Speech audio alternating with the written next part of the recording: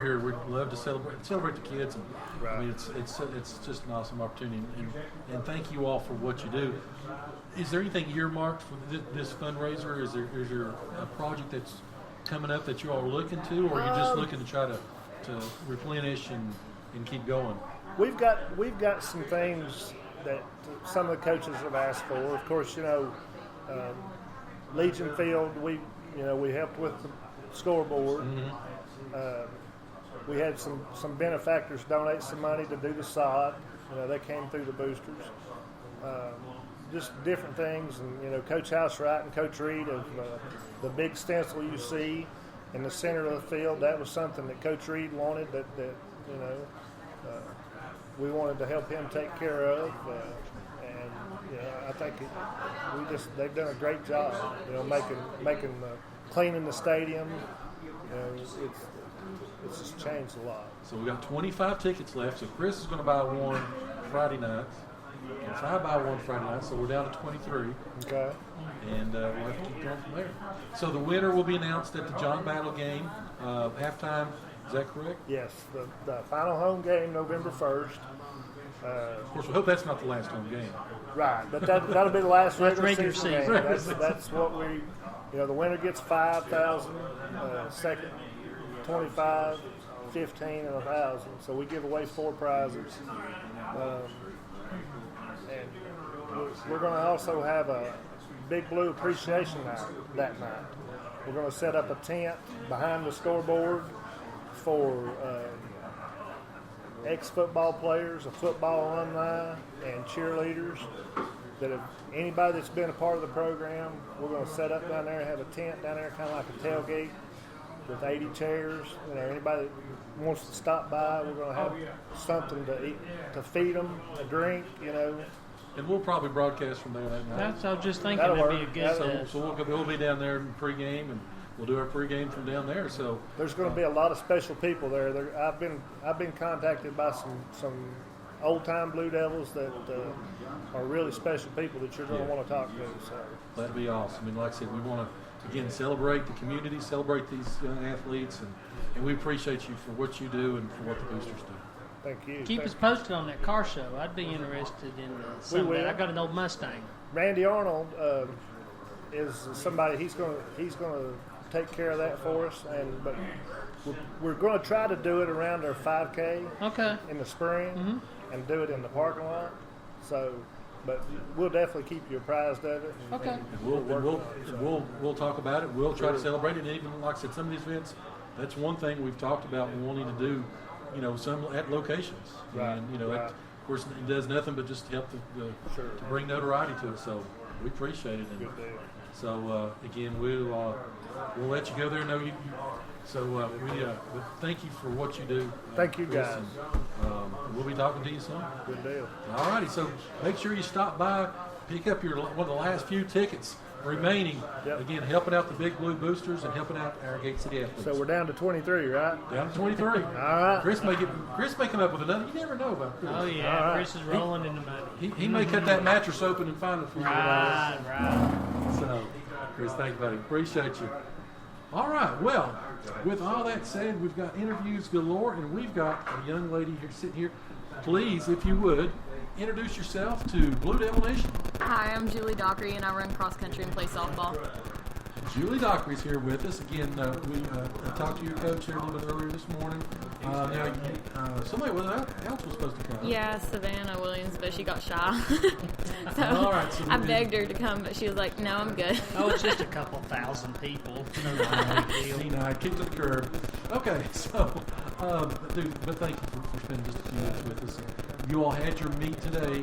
Yes. It was the only one home meet. How Yeah. did you do, and how did the team do? Actually, I feel like we did really good, and I did pretty good. I usually fall, but this time I didn't. Well, that's a plus. Yeah.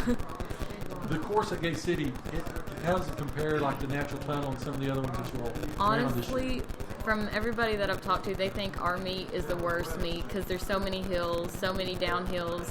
It's easy to fall, eat like mud everywhere. Just the uphills are awful, especially going up the golf course. It's crazy.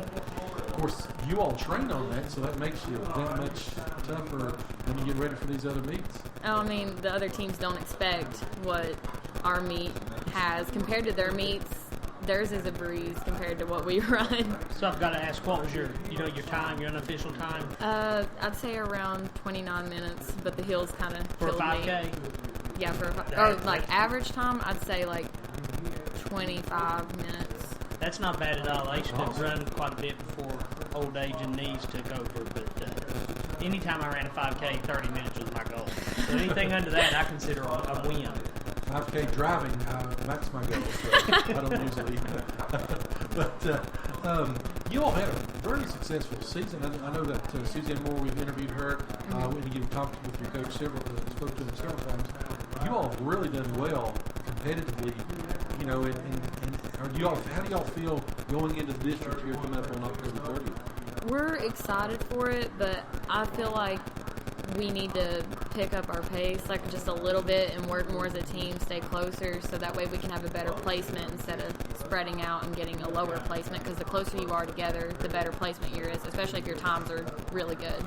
So I feel like we need to work on getting our times down just a little bit more, and So, I feel like we'll be ready. With high school cross country, is it the top 10? Top 10 finishers, usually what top scores? 10 or top 15 usually get announced or get awards, depending on how many. I'm are there talking in about the for meet. scoring purposes. Oh yeah, scoring top 10. Top 10. Top 10, yeah. Because I think the top 3 move on to the region, and then the top 10 from the non-top 3 teams get in as the wild cards, basically. Yeah, individually. like individuals. Like once we figure out what teams have made it, they'll call out individuals to like top 10. And last year, that's how we made it to regionals, is through individually, but we all went as a team. Do you who's your toughest competition you think this year in the district? I feel like Union is pretty good in the girls, but in Union boys, they're insane. Like, they're really good.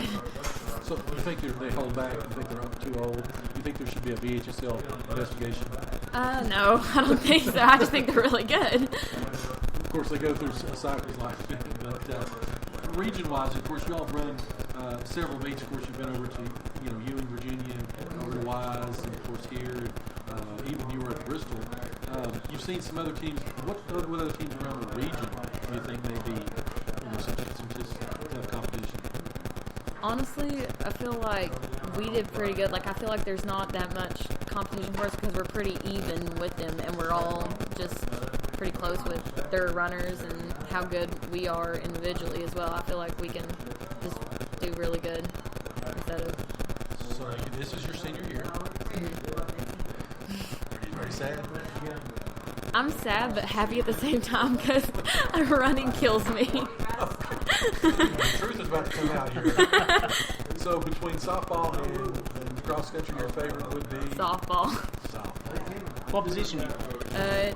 Any like outfield position. Oh, okay. Like I can play anywhere, but my favorite would be center field. Center? Center. That's what my daughter plays for Yeah. another school.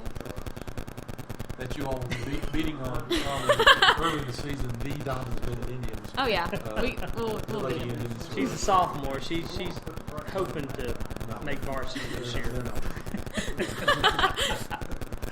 They do their talking on the field. That soundbite will come back to, I believe, her. It's probably before it's over with. All right. So being a senior again, like I said, of course, after you all finish cross country, you start getting ready for the softball Yeah. season. But this time next year, you'll have graduated. Where will you be, and what will you be doing?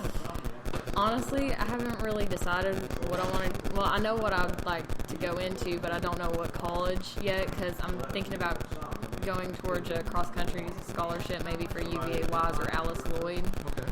Not really like softball. I play travel as well, travel softball, but I feel like I have more of an opportunity running cross country in I college. would think if you run it Alice Lloyd, you'll be pulling some hills there. Yeah, I know. It will be B Hill. V Hill. Just 1.5 Yeah. miles up, 1.5 miles Miles down. real difference going around. But anyway, appreciate what you do, like I said, because cross country, you always get a lot of notoriety. I mean, it's not No. a big spectator sport, and we always try to.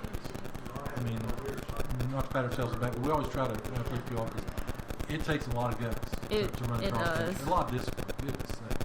Like, we just have to be careful on what we eat, like if we eat before a meet, or like how long we run in a day, or if we're sore, like what we can take, what we can't. That actually brings me to another question I was going to ask you. Before I was doing my half marathons, I would always pasta the night before. Oh, yeah. You have a ritual before you run. Pasta. Pasta, okay. That makes Yeah. me feel a little bit better about justifying the spaghetti. Oh yeah. Now, do you tie your shoes in a certain way? Do you have any superstitions? Like you put on your shirt backwards and then you turn it around? No, For luck, or Double knot Well, your shoes. pull Actually- your socks way up and then push them down, or don't wear any, or Well, the only superstition I really have is if I don't do my warm-ups a certain way. okay. Like, if I don't do them that certain way, I feel like I do worse than I've ever done before, or if I don't wear my shoes. Like, my certain pair of shoes. So, all right. Which we're going to hit you with some questions here in just a minute. Oh, but- no. All right, last question we'll ask about, at what point when you're running, you're like, oh my goodness. When I see a hill. So whenever you start, you see, you're like, okay. Like, I just start thinking, I was like, okay, I'm going to go up this hill, I'm going to do it. I get halfway up the hill, and I'm like, okay, I can't do this. I can't do this. So is your running up worse for you? Because running down was always Oh, harder yeah. for me. I could pull the hills going up, but going down killed No, me. actually, downhills are a lot easier for me because I've got longer legs and I can just stride down. Because And that's it what just helped me doesn't get bother up the hills, but then coming down, my knees were just... No, going torture. uphill because when you're more exhausted, like you take smaller steps going uphill and it just takes longer and longer, and then you want to stop and you're like, oh great, here it's about like a whole nother hill to go. Well, now, before I got kicked out of the Crazy Eights, I was going for roll down hills, which they said it was illegal. I was like, okay, I didn't really, but anyway, it's a long story. Took out a few canyons. Yeah, they, that's Yeah, I don't think that's allowed in cross there's- country there's either. some really one angry lady. Anyway, so Chris, we've got, okay, so we get questions sent in from fans, from everybody texting. They always want to get to know our athletes a little bit better than what they read in the newspapers and everything like that. So we've got a few questions that's come in, so we'll ask you as well. Okay.